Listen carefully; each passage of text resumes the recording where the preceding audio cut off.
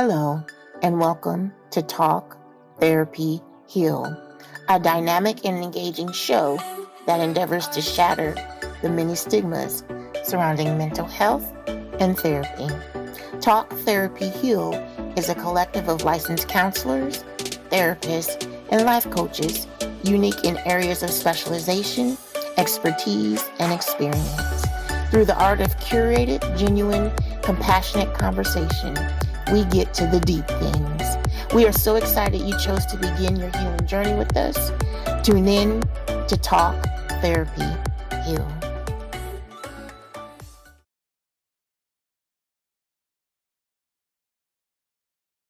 Hello, and welcome to Talk, Therapy, Heal, a dynamic and engaging show where we get to the deep things. Join us for tonight's episode. And on tonight, our topic that we will be speaking about is what is therapy? What's somewhat the focus of benefits of going to counseling or benefits of counseling? Okay, so we kind of have two definitions floating. Do we want to go with the depthness of it, and then I'll sum it up with mine? Okay. So the definition I have is therapy is a structured, collaborative process in which trained professionals help individuals, couples, or families address emotional, behavioral, and mental health challenges to promote well-being and personal growth. Like that. So to sum that up, therapy is a relationship that teaches you how to relate to yourself and others. It's a relationship. Yes. Relationship. So when y'all, okay, because I don't know about y'all, when people come to therapy, they come in like what their thought process is about what it is going to be. Some people think that we tell people what to do. Right. Some people think that it's just a venting session. Some people think that, they come in there to gain a friend. While it's a relationship, we're not your best friends. Right. Type of thing. So it's a different type of relationship. So what has been you all's experience with people coming into therapy and their idea of what they think it is when they first come? I think that some think that we are going to fix them. Yes. So, hey, these are my problems. This was going on. Okay, fix me. Right. Like, we're doctors, that type of provider is what I'm thinking. Yeah. Yeah. I get two things a lot. People want to look for someone to tell them that they're right. And the other one is kind of comical. You don't have a couch. I'm like, no, we're going to sit and do this thing. We ain't going to lay down and do it. We've been watching Bob Newhart too long. Right. Yeah. I would say for me, it's mostly advice. I think it's just advice. Yeah. But yeah, it's way more than that. Yeah. And Way more than that. that's something I have written down too. Therapy is not advice giving. It's a collaborative process That's it. that builds awareness, regulation, and insight. Absolutely. Not into us, but into you. Right. It's not about us. And I hear some people too who have experiences with therapists who make it about them.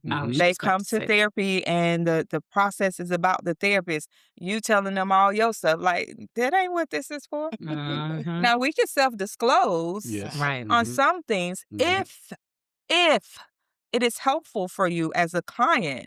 But if it is not helpful, we shouldn't be self-disclosing. So I ain't telling you about my weekend rendezvous with anything or anybody. That's not safe. right. It's not healthy. You know what I mean? And it counters the relationship, the therapeutic relationship. Absolutely. You know what I mean? That is supposed to be corrective. Yes. You know what I mean? Do you know what I mean when I say that? So the relationship that we have with you, the client, is supposed to be healing. Yes. It's supposed to be corrective. It's supposed to model what you're to do outside of the therapy room. Right. Yes. Wow. Oh my God. So how do you get people, excuse me, to, I guess, accept, if you will, I embrace the fact that the relationship style or the type is corrective. It's to model. We are modeling what we want you. So we set boundaries. Mhm. We have limitations. We know our capacities. We know our areas of expertise Mm. to the point like if we know we can't help you, Mhm. we shouldn't engage in a therapeutic relationship. Absolutely. Mhm. What's that like for y'all? I guess with when a client comes in and expects, I guess, more than that Mhm. to not be corrected. Kind of like I think you said advice given and you said Mhm. something about like just wanting to have that connection. People Yeah, want somebody you tell them that they're to right help. about their situation or Yeah. whatever. Yeah. And, for me in my intakes, I tell people what therapy is and what it isn't. Mhm. And I let them know anytime I feel as though it's getting off track, I'm going to try to reel you back in. Mhm. And that may look, it's just a conversation. Okay, so let's go over the goals that you said you wanted to accomplish in therapy. Well, these are the goals. Well, the things that we're talking about right now, does that sound like it's moving you further towards your goal or farther away? And they have to be realistic about themselves and say, okay, yeah, so we need to bring it back in. Yeah. Agreed. I do the same thing, like, right that first session. Because one of the things that I started doing, especially when I ask them in the consultation, have you ever been to counseling before? And then if they say no when they come in the first session, then I'm like, okay, what do you think counseling is? Because I need to know what you think. And then I know this is what it actually is. We're professional, we go about, because you have some people, especially in the social media era that think, no, we will not be friends on social media. We will not, Yeah. and things like that. So I do as well set the expectation in the first.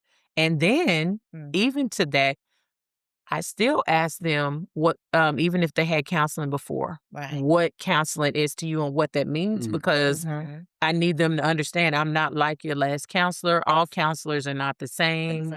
And it is disheartening to the point that you made, because when they share with me what their counseling sessions were like before, of course, I'm very professional, but then I kind of take that time to educate and say, hey, I just want to let you know, you're not supposed to have your counselor's personal number. They are not on call to you. Oh You my know God. what I'm I saying? can't tell y'all how many times I've seen it in counseling groups on social media where people are like, my clients have my number. They can text me at any time. They can do. I said, where is the boundaries? Right. My goodness, for them to have access to you like that 24/7. I'm telling you, if you ever become a client of mine, there is no phone number. Not here either. There is no phone number. Portal or email. Right. You do not have access to me 24/7. I Yeah. have a life. Just point, but having those boundaries. But when I see that, I'm like, what kind of therapy are you providing that these people can call you with emergencies, crisis only? I've had clients who've experienced some very true crisis. They send me that message. If I deem it is appropriate for me to contact you in that moment to help you calm down or get you to a ground level, yes, I will do that, because I do understand that sometimes clients can become suicidal. There can be crises that are happening in their family or their personal life that they don't know how to navigate through. So yes, I am not oblivious to that. I'm not going to be that heartless to say, you just can't talk to me unless we're in a therapy session. Right. No, but you have to have some strong, concrete boundaries. We are not your friends. And I hate to say it. I've had several clients that tell me shit like, ooh, and they recognize it. They recognize that, oh, if we went in therapy together, we could be best friends. I'm like, Nope. no, because where you think you would have met me at? Right. Absolutely. So what do you see, LaBrisha? I mean, I see those kinds of things Ah. as well, but I always, well, so I deal a lot with couples and families. And so with couples and families, because I'm a woman, the male would come with preconceived, you know what I mean, notions and ideas that I would side with her. But I educate them at the beginning that I don't take sides. You know what I mean? I call a spade a spade. I'm going to call you up out of your mess. Yes. I'm going to hold you accountable. So again, I go back to modeling the same kind of relationship, Yes. you know what I mean, that would be helpful for them inside the therapy room. Absolutely. Yeah. So Yeah. yeah. The benefits. Mhm. So when I was sitting up thinking about the benefits, it made me think about, especially in our culture, what has been taught that you don't do. It's always like what you don't do, but no one tell you, and this is gonna sound crazy, I'm gonna say it. No one tells you what you do, what you do, what you need to do, what would be beneficial, but it's always like, no, we don't do. But it's like, what do you all feel is true benefits that from you've seen your own personal experience when it comes to counseling? Well, listen, I don't mean to jump in here, but let me jump in here because therapy helped me to really identify my emotions. It helped me to set true concrete boundaries with consequences if people were to cross them, to have limitations, and it helped me heal. It helped me to heal. And when I think about with therapy, sometimes with some people, they think, well, I ain't got no problem. I'm just coming because it's the end thing. It's the trending thing to do. But it's not always about going because you have it all together or it's all broken apart. Right. You go because you need support. And not that you can't get support from your family members or spouses or whatever, or friends. There's a different level of support you get from a therapist. Yeah. Absolutely. So that's what it was for me. It's one of those things that I try to provide for my clients as well. Is support. I always say I'm walking alongside of you. Right. I'm not pulling you and I'm not lagging behind. I ain't trying to keep you in your past, but I'm going to walk with you. And as long as you are moving, I'm moving. Absolutely. Yeah. I see it as very similar to you, but I also incorporate. So therapy is preventative, Yes. and it's interlaced with interventions. Yes. Right. So if your approach to therapy is, I'm not going to get nothing out of it, why talk about, you know what I mean? How is talking going to help me, you know what I mean, process through or move through? Go back and look at it from the perspective of therapy being preventative. You're trying to prevent, burnout. You're trying to prevent overwhelm. You're trying to prevent, just, full out exhaustion. Yeah. You know what I mean? Be preventative. Yeah. You know what I mean? I like Utilize it, that. you know what I mean, as prevention. Yeah. Have you ever attended? Yes. What was That's therapy for that you? That's what prevention. is preventive. Prevention. Okay. Because I felt like at the time, well, two things. It's kind of a dual space. I felt like in order to, just being real, self-disclosure, y'all. And I've shared probably this type of thing before. Growing up, I had a difficult relationship with my mother. So I sought therapy to work through the concerns that I had with my mom. Now, I also have a daughter, you know what I mean, and some sons.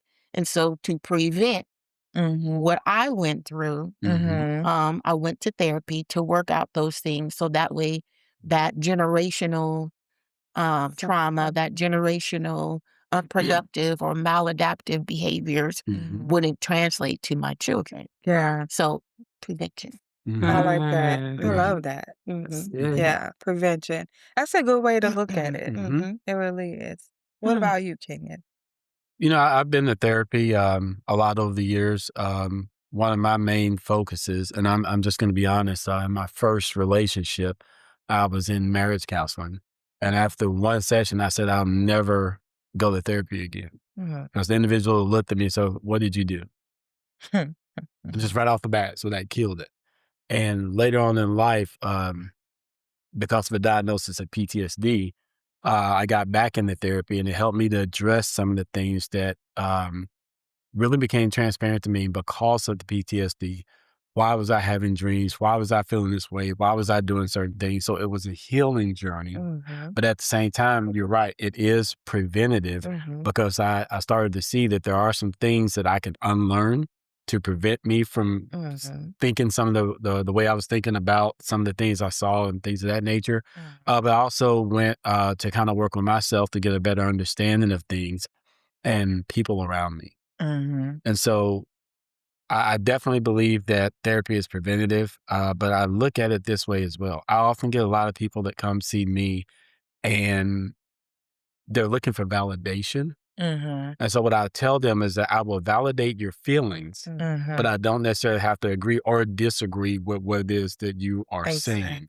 And I think a lot of people come to therapy for validation to a point, is that they want to be heard and understood, because in a lot of other situations, they can't be. You know, I've been screaming at my husband to listen about this, that, and that. He's not doing it. So I need to have somebody else from the outside listen and be honest to say, am I right? Am I wrong? Am I viewing it the right way? What are some other ways I might need to approach this to help this situation get through? That's good. When I think about the benefits of counseling, what came to my mind is being free from bondage.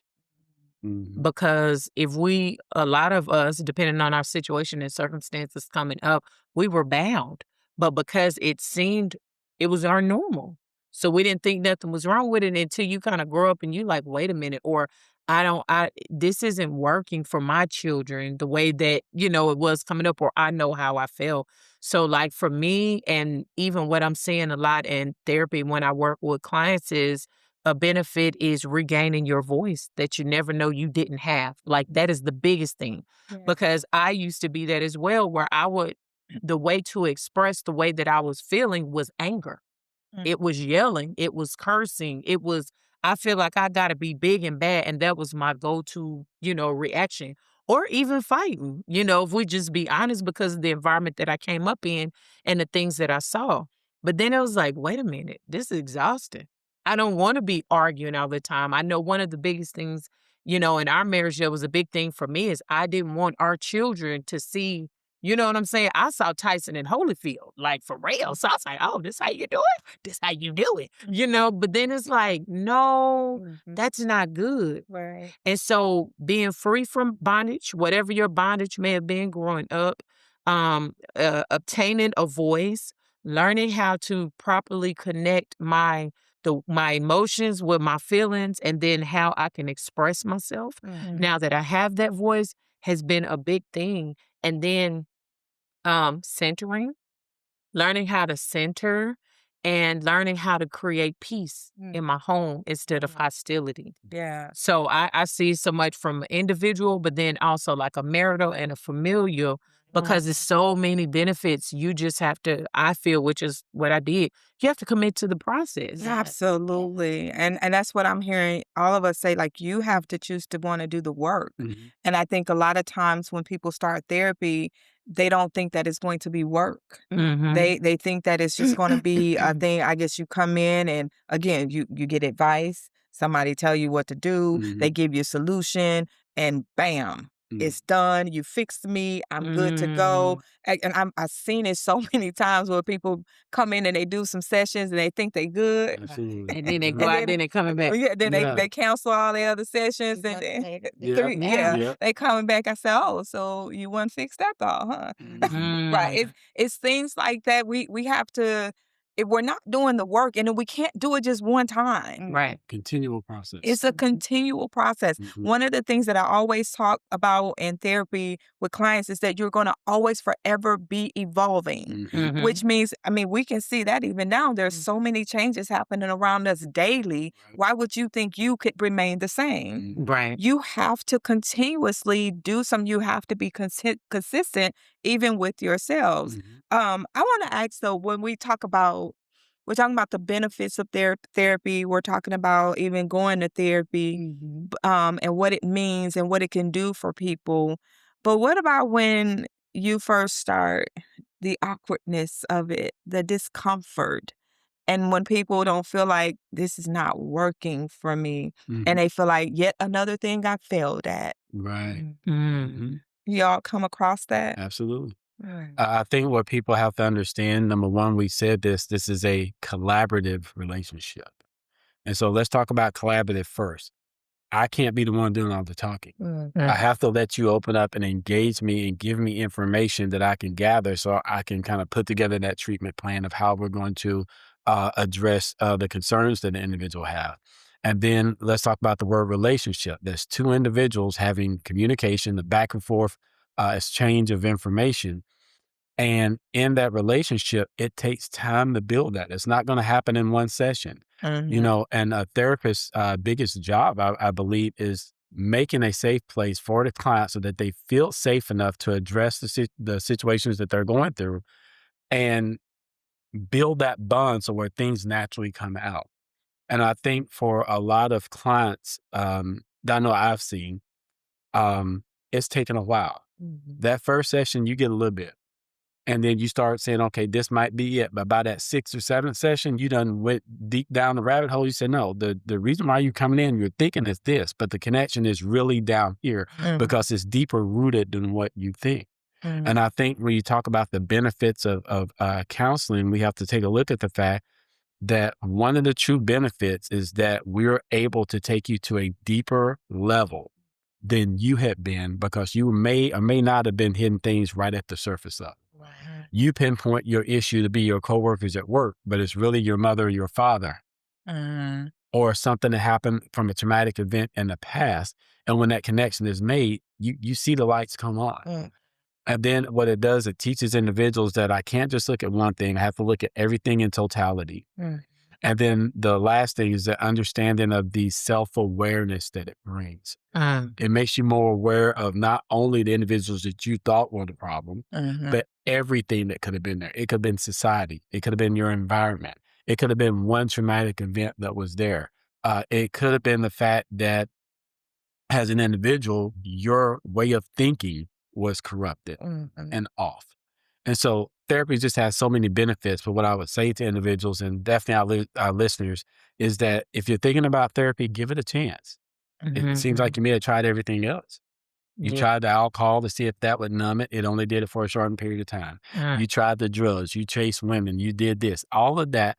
Give therapy a chance and a therapist to build that relationship so that you can better heal and have a better quality of life. Yeah. I was thinking about the question that you asked and then what you was actually saying before that. And what came to my mind is why is it that individuals feel, like you said, I'm coming, okay, I'm good. I done canceled all my sessions and then, like you said, they be back in 3 months. But then I think a lot of the issue is that individuals equate mental health counseling to like when they go see their physical doctor, their primary care provider. I was sensing that when you said it earlier. Yeah. And so it's like, no, not two doctors, okay? Because y'all be like, no, calm your spirit. But let's just be fair and listen to this. When a person goes in and they tell their doctor, I have whatever situation going on, the first thing generally that a doctor says now is, well, let me prescribe you this medication. So I'm so accustomed to just getting a Band-Aid. And that's what I think counseling is going to be. A fix? Yeah, a quick fix. Oh, okay, I got this fix. And now I'm back 3 months later. And then you fix it again. And then we're realizing, no, this is a cycle for you.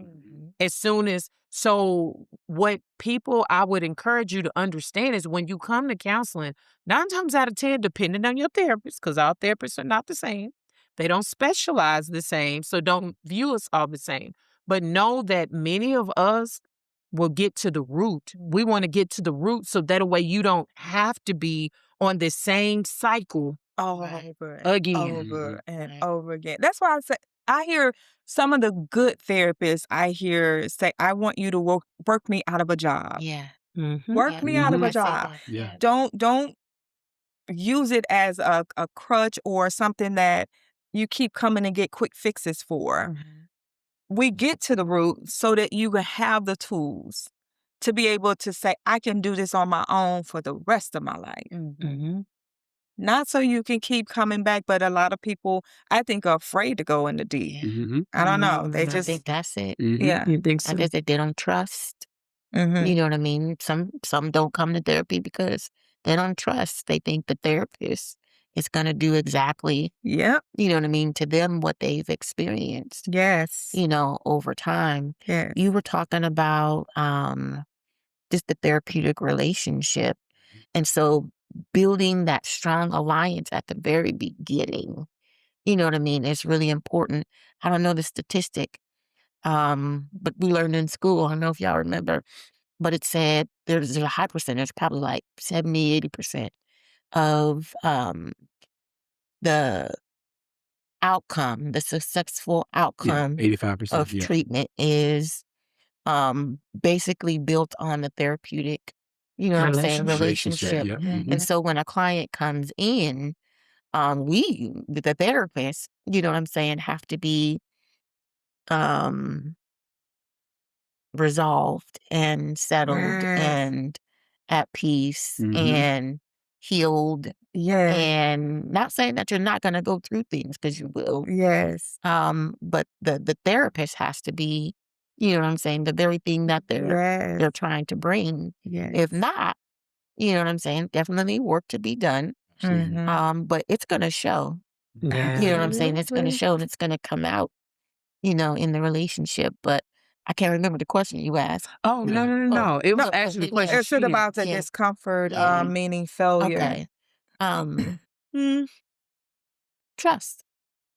Yeah. Mm-hmm. Yeah. If they see you as a trusted person, they're probably less likely to come and get the quick fix. Mhm. You know what I mean? Mm-hmm. And they're gonna stay. You know, they're gonna do the work. Mm-hmm. And you know, proceed from there. But Yeah. hmm, I like your idea when you were saying that we as therapists need to have been on our healing journey. Mhm. We need to be settled before we can actually lead anybody into anything. Which brings me to a point of talking about our journey, Mhm. why we believe in the process. Why do you believe in the process of therapy? Meaning personally or for our clients? Personally. Mm. Because if we're talking about telling the people about therapy, and we want to help them to understand that therapy is something that can be useful, what better example than our own journeys yeah. to even to lay that out? You know, people, show me, Mhm. make me a believer. Mhm. Hmm. So why we believe in the process of therapy? For me, I've seen it work. When much like Kenya, the very first time that I went, and I was actually having a PTSD moment at work, and my primary care provider happened to see it, and when she sent me to a counselor at the VA, because that's where we worked. The lady started talking about my past. And so I was like, I'm done. Nope, I'm good. Doc, I did what you said. I'm good. And then she was like, no. Try one more person. And I promise you, I never say anything else if it doesn't work. Well, when I went to that person happened to be my person, meaning that person, no knock to the young lady who was a civilian. But if I'm having a PTSD moment and you talking about my childhood, and I'm not even realizing at that time that I had an issue with PTSD or even that I had it, to be honest, because I just ignored it. Anyway, when I went to see the actual the provider, she started asking me questions. She never told me she was military. She never, but she said, okay, so have you ever deployed before? Yes, ma'am. Okay, it's typical VA question. Okay, and it was something she said about, okay, so what was your MOS and did you deploy here when you deployed the region? I'm looking at her and I'm like, are you military? And she would never tell me first. And then I just started listening and it made me more comfortable. So I shared that to say, although I almost gave up the first time, I know that the process works Mhm. because it worked for me. So that was a military, you know. Then when I started seeing another counselor for like my personal things, that opened up the door. So the process, it works. But the thing is that I had to realize too, is I couldn't just keep everything bottled up in a box. I had to work the process because I feel on the therapist counselor side now that is very challenging and difficult for us as counselors to open up to help you. So if I was closed mouthed, I didn't want to deal with it. The only thing somebody had to do is explain, why is this chick talking about my childhood when this person just said they was going to kill us Afghanistan style? Like, what? Come on. The math ain't math. Look, so that's what he said. Yeah, Look. Afghanistan. Yep, he said Afghanistan style. Wow. So I just needed explanation. And it wasn't that the fact that I became a counselor, because I wasn't a counselor at that time, but it's just understanding the process. Okay. I needed to learn in that time that it was a process, because I was thinking, like I just said, that, okay, I just come to you as my counselor and you just put a Band-Aid on it. So the process worked, but you have to be willing to work the process. That's what I learned in my personal journey. What about y'all? Yeah, I'm not gonna take a spiritual. Go ahead. So, the process does work, and so I'm gonna take it here just for a minute. So, I integrate faith into counseling, into the therapy room. So follow me, if you will. So I'm gonna share scripture with y'all. Probably should have had it up already. But it simply says, it's Proverbs 11 and 14. It says, where there is no guidance, a people falls, but in an abundance of counselors, there is safety. Right? So walk with me, if you will. And so just to break that scripture down just a little bit, it says, where there is no guidance being counsel, right? Guidance being strategic, guidance being wisdom, guidance being instruction, right? For the people, it said a people falls. Now the word falls means depletion, emptiness, destruction. Now y'all are probably like, why is she saying all of this? Counseling works, but in this biblical perspective, the abundance of counselors creates safety. So I'm not saying counselors from the perspective of giving opinions and giving advice, but counselors in and of itself is a protective space, is a protective place. And so with this particular scripture, I mean, I could unpack it so much further, but I won't. It's saying that in the multitude of counselors, there's safety and there's wisdom. And because if we operate out of isolation, remember how I referred to the word isolation in previous sessions? If you don't,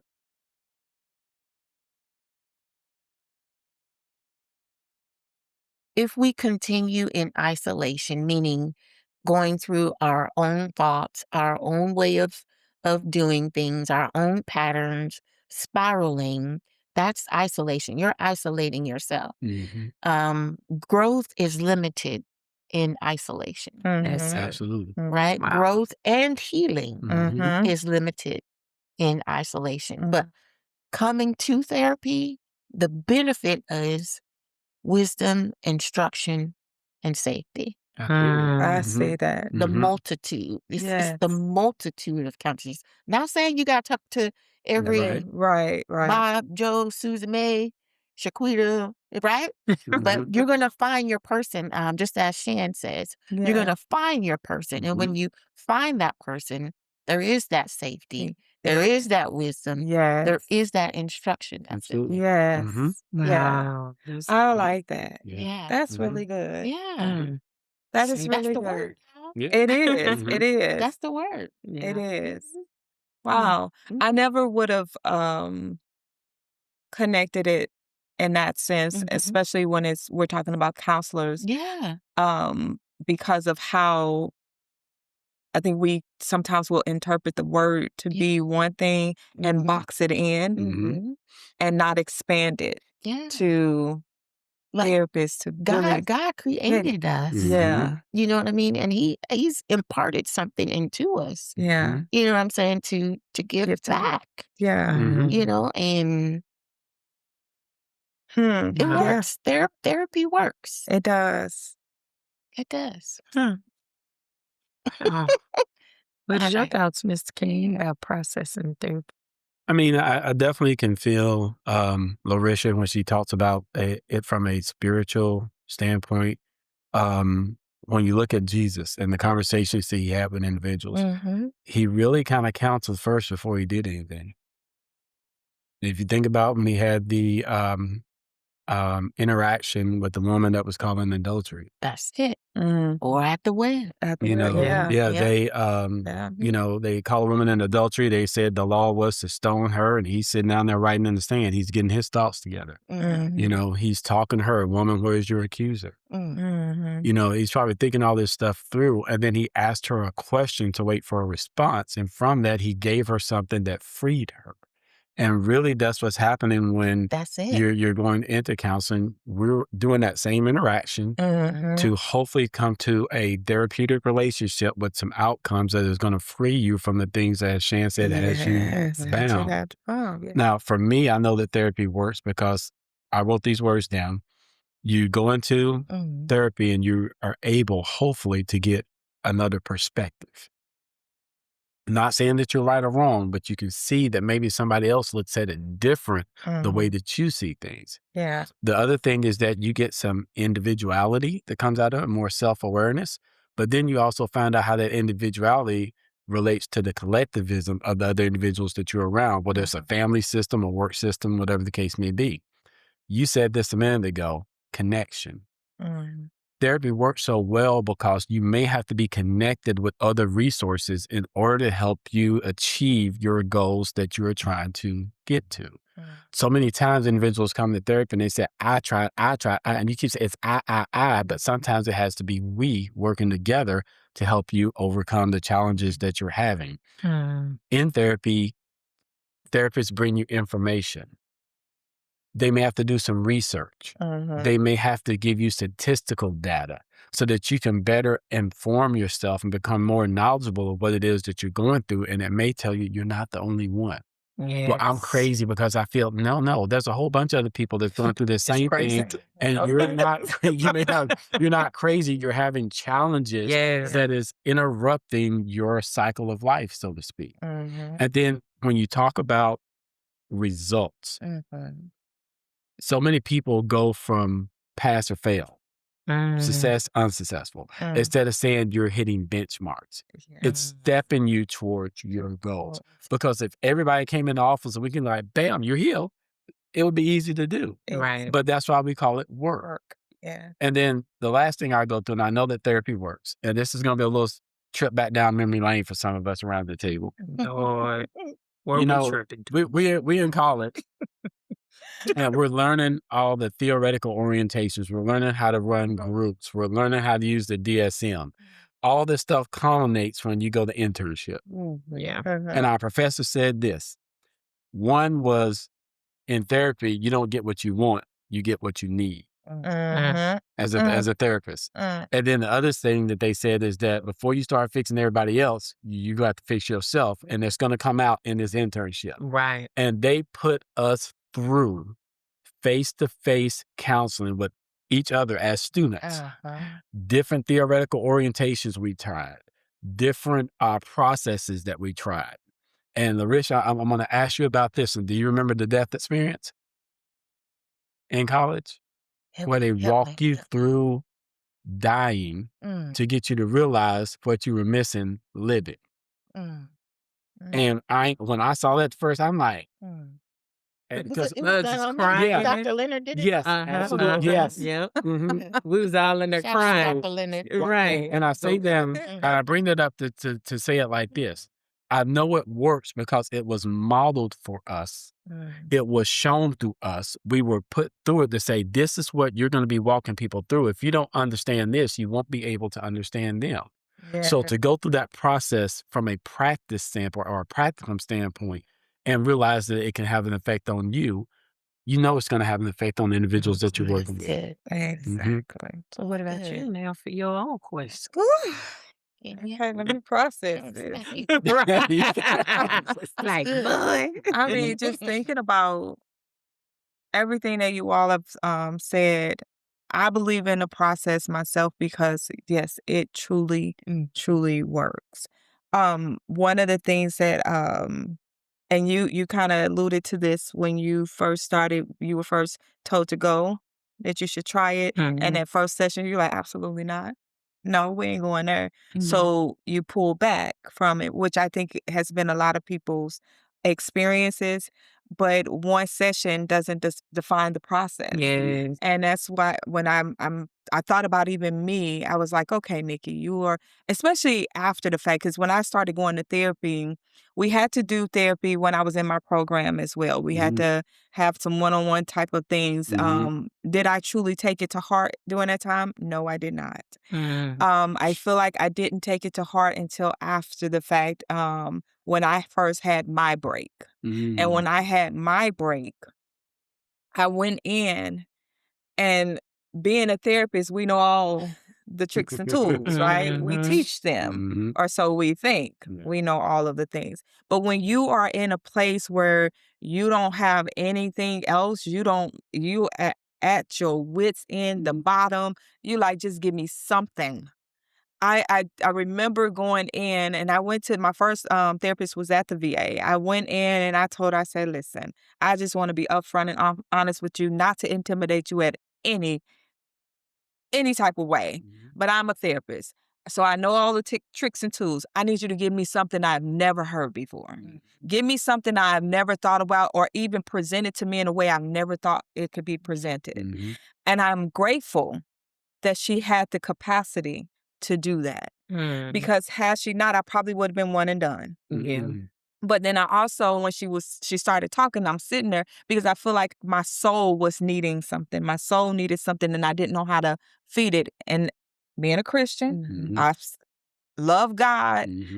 I was at a place where God was telling me, go get help. Go get some help. So I'm sitting there listening to her, and I could have shut it all down because at first, when she first started talking, I'm like, okay, I done did that. I done did that before. Okay, what else you got? And I was like, Nikki, check yourself. Check yourself. If you came in here asking for help, receive it.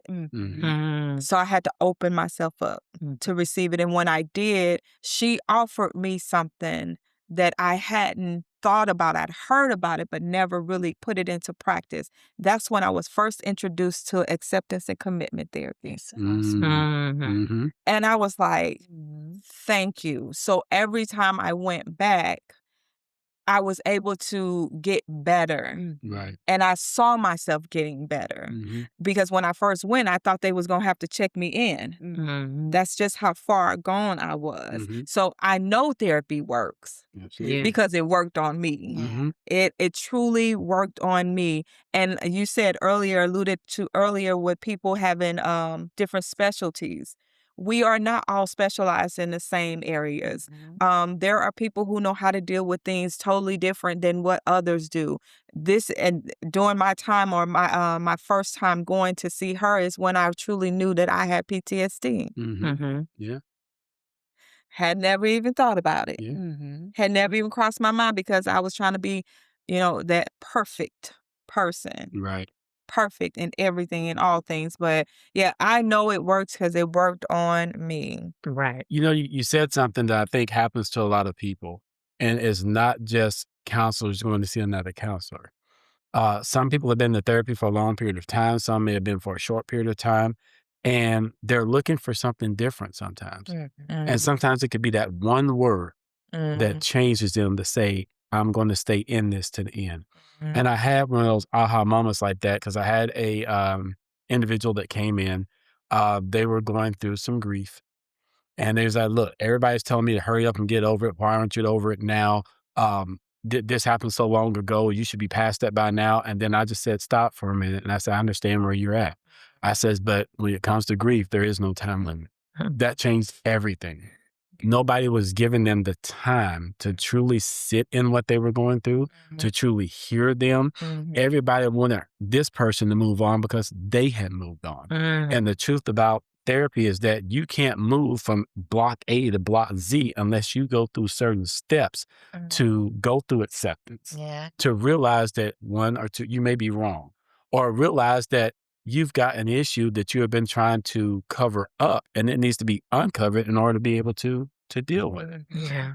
And I think sometimes a lot of people, we know the benefits of therapy when it comes to personal growth, goal setting, health benefits, going through some of life issues. But sometimes I think we put a Band-Aid really there when it comes to life transitions, Oh, yes. divorce, Yes. having children. Job loss. There you go. It's so much that's there. Even changes in health Right. can affect us in that way. And people have to understand that when it comes to therapy, it is so broad. Very proud. You can't fit it in a box. So when you go to your therapist, don't go in thinking that, well, I only have to give them this little bit and they got to try to figure everything out. No, you have to let it all out there. Right. So Okay. we gather all the information to be better able to assist you, the client that we're trying to enhance your quality of life. Oh, I Yeah. can't tell you how many clients I've had to slow down the process because they come in and they think, kind of like what you said, they give you a little bit and you want me to decipher between it. First of all, I ain't no mind reader. That part. I don't read minds. Now, I do pray and ask for discernment, but God ain't laid your whole life plan in front of me and said, okay, this is what I need you to talk to them about. If Right. you don't present it, we ain't working on it. You have to say something.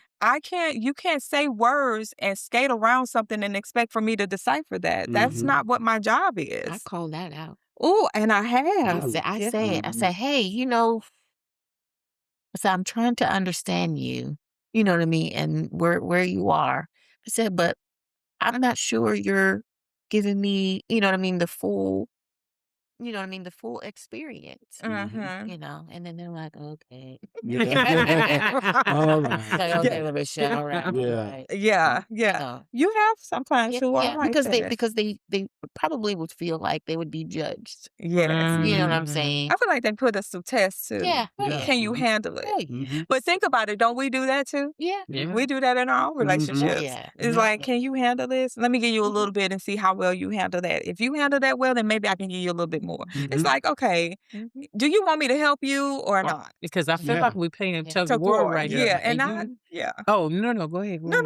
I was about to say what I think is interesting. One of the things that I tell my clients when they're on that hesitancy of whether this is going to work and this is their first time is I share with them, which I feel to be true, your verbiage changes. Right. Yeah. So it's something you said earlier. You start off and you like, especially in couples counseling, well, she do this, he do this, he always doing, every time I do. So you come in as you're the angel and your spouse is the devil. And that's the verbiage that, and then the argument pursues and it's like, oh, and then they looking at you like, because I need y'all to know how it is. You just sit there and watch us argue for 15 minutes and didn't say anything. But we're trying to, this is your pattern. So this brings us in. So don't think you're wasting your money, your time because we're watching y'all argue. Because now I can see who is the one that's the more aggressive one, who's not, who's this, who's that. Who shuts down, who goes Yes. And so I share that. And I'm like, listen, this is what counseling will look like. Or even in individual counseling, they always blame themselves. Well, I did this. I'm not, woe is me. I'm da-da-da-da-da-da. And then when you, no, I take that back. Individual, I see it as a lot of times it's everyone else's fault. Right. You never take personal accountability for what your role was that you played in it. But once you have worked through the process, as we're saying, it's a process, then it's like, you know what, Miss Larisha, since our last session, I was sitting up thinking about what I did and da-da-da. And then for us as counselors, I'd be like, woo! No. Like a seal just clapping.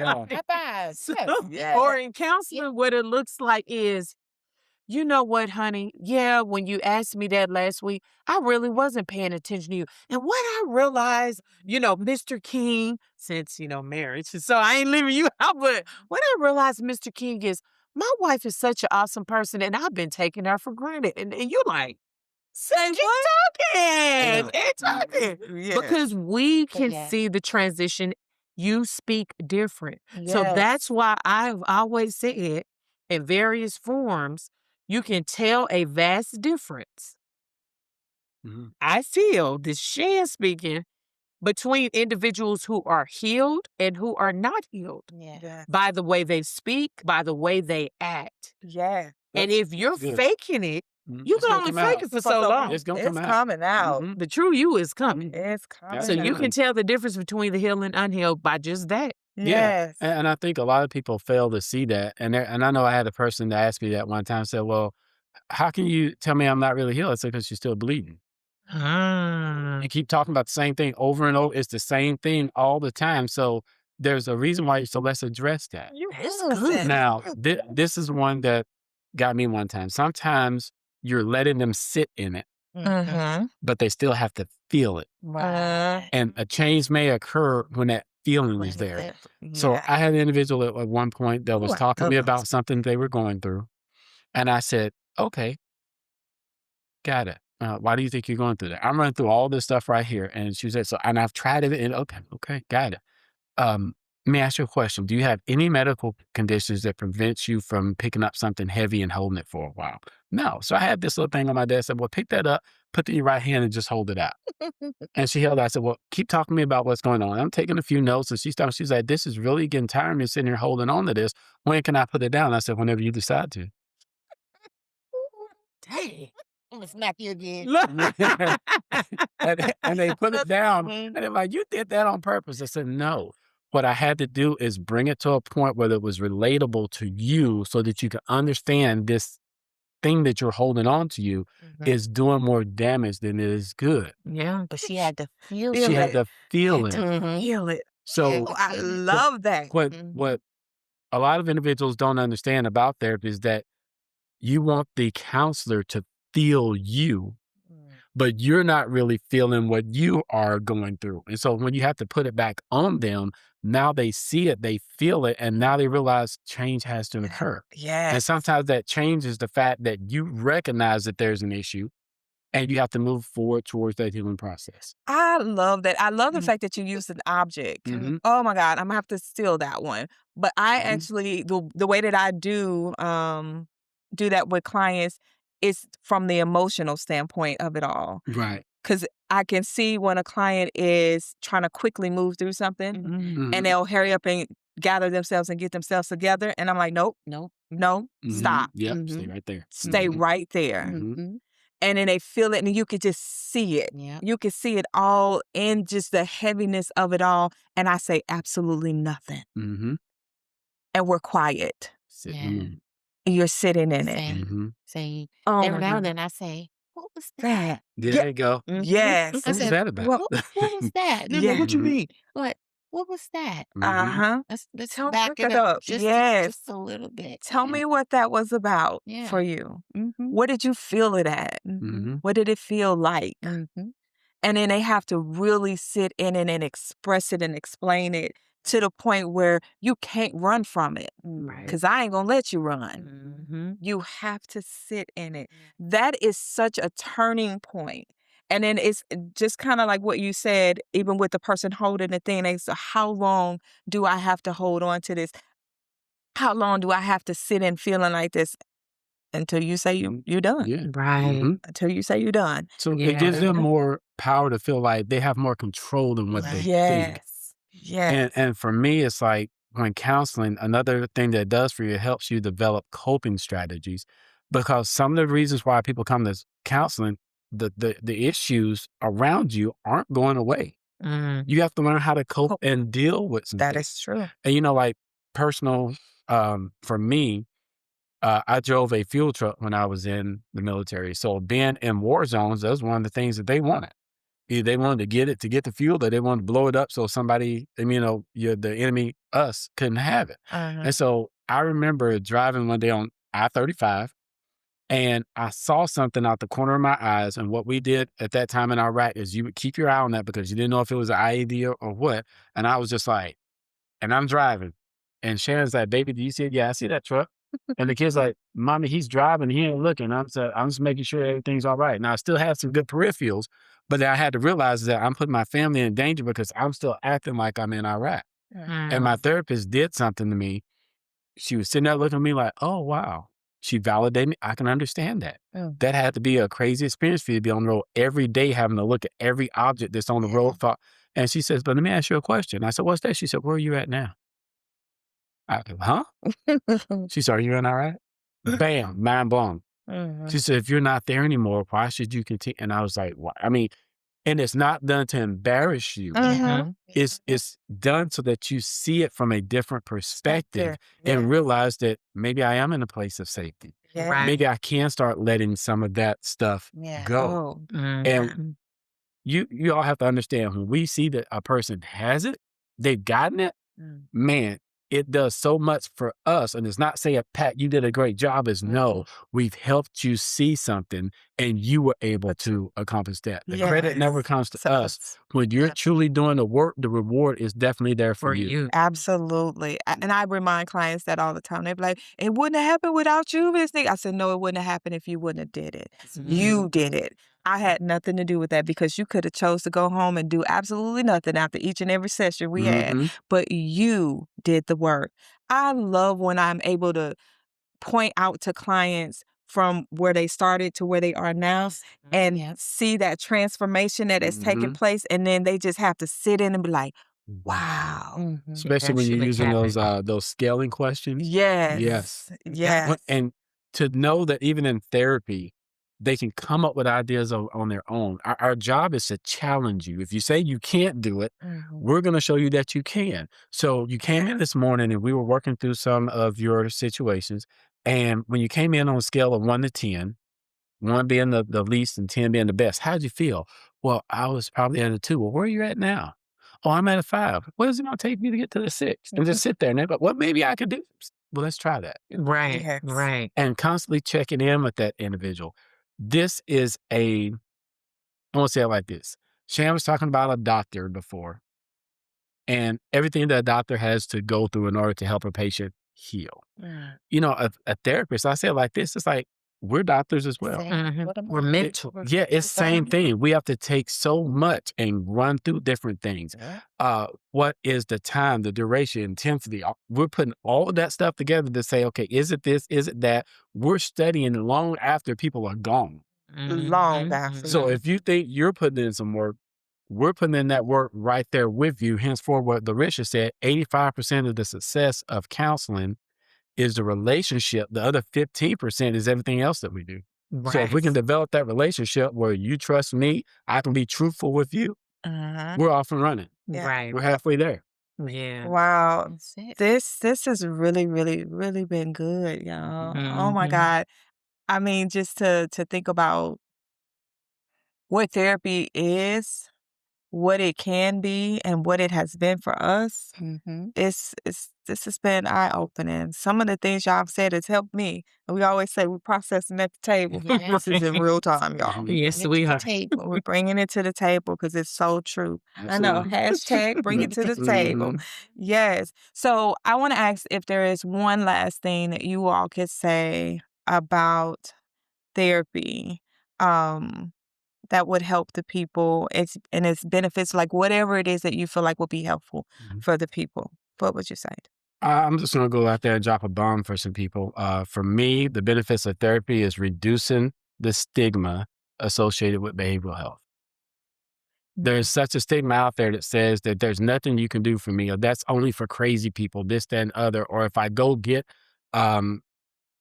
some help with my behavioral health, I'm going to be perceived a certain way. I'm going to get looked at. There's going to be so much stuff that comes against me.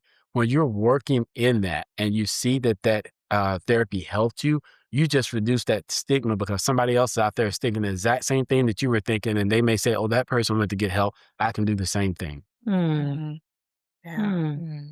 What I was sitting up thinking is the benefit of counseling for you all, if you're thinking about going, is once you work through the process that we were speaking about, not only will you feel the change, you see the change in yourself, others around you will as well.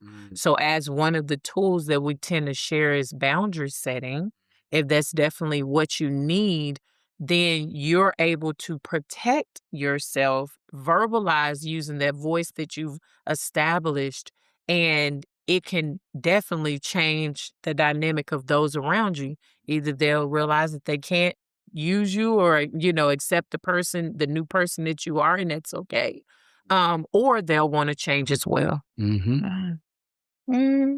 I would just simply say therapy works. Yeah. Mm-hmm. Therapy works. Yeah. Come and receive the benefits. Benefits is going to be different. Yeah. You know what I mean? For every individual. But the end state is that you're healthy and whole. Yeah. Yeah. And I will say therapy isn't about fixing what's broken. It's about understanding what needs care. Oh, that's good. That's So good. thank y'all so much for joining us here tonight at Talk Therapy Heal. As always, we hope and pray that something that was said tonight penetrates your heart, your mind, to cause you to want to do something different. Maybe you decide therapy is for you. Maybe you decide that even if you're in therapy, maybe you need to really put in the work for it. Maybe you decide, I'm gonna give it another try, even if you started and you stopped. So again, thank y'all for joining us here at Talk Therapy Heal. If you're watching us by way of YouTube, don't forget to like, share, hit the notification bell, and subscribe. That's the other thing I want to say. If you're watching us by way of podcast or listening to us by way of podcast, don't forget to share. We love to hear from you guys. So let us know your thoughts. Have a great night. Bye.